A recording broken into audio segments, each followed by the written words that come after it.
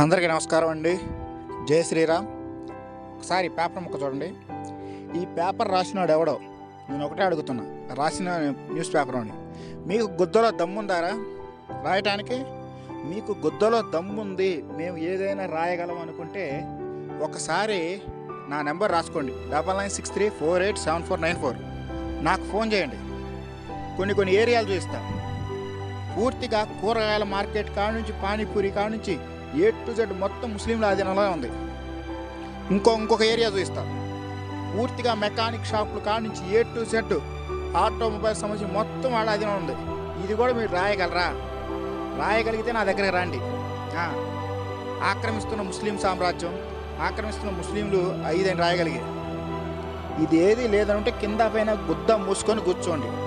అలాంటి రాయలేనప్పుడు హిందూ సమాజం మీద, హిందువుల మీద రాద్దాం అనుకుంటే గుద్దలో నరాలు తెగుతాయి.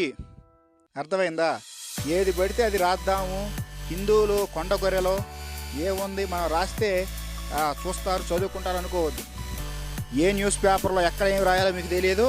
ఒక ఆడపిల్ల మీద అత్యాచారం చేస్తే 2 పేజీలో రావాల్సిన ఆడపిల్లల అత్యాచారాన్ని మీ న్యూస్ పేపర్లో లాస్ట్ పేజీలో పెడతారు. ఏది సువర్ణభూమి, తొక్క, తోటకూర కట్ట, బొచ్చు, బోగాకులైన యాడ్లేమో దానికొచ్చి ముందు పెట్టుకుంటారు అనుకుంటున్నారా మీరు అసలుకి? కాబట్టి ఇంకొకసారి కనుక హిందూ సమాజం గురించి ఇలా రాస్తే 90 mm కాదు 1000 mm రాడ్లు దిగుతాయి. వాళ్ళు ఎక్కడన్నా ఎవరన్నా రావద్దన్నారా? ఎవరన్నా ముస్లిమ్స్ వచ్చి ఒకవేళ బంగారం కొట్టు పెట్టుకుంటే వీళ్ళు ఎవరన్నా వెళ్ళి దాడి చేశారా?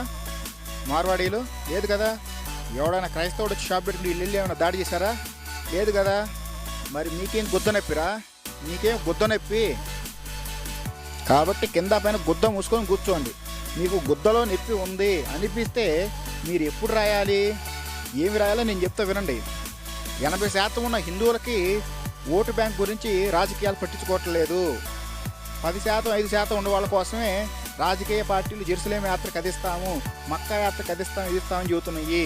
మరి 80% ఉన్న హిందువులకి ఏ యాత్రలకు ఏమిస్తున్నారు? చర్చిల నుండి, మసీదుల నుండి రూపాయి బిళ్ళ తీసుకోవట్లేదు. కానీ హిందూ దేవాలయాల నుండి గవర్నమెంట్ పందికొక్కు దెంగి తింటున్నట్టు దెంగి తింటుంది సొమ్ము. హిందూ దేవాలయాల సొమ్మును మాత్రమే తీసుకుంటుంది ప్రభుత్వం అనేది. ఇలాంటి వాటి గురించి మాట్లాడండి. ఇది ఏమి మాట్లాడలేని మీరు కింద పైన గుద్ద మూసుకొని కూర్చున్నప్పుడు ఇప్పుడు కూడా గుద్ద మూసుకొని కూర్చోండి.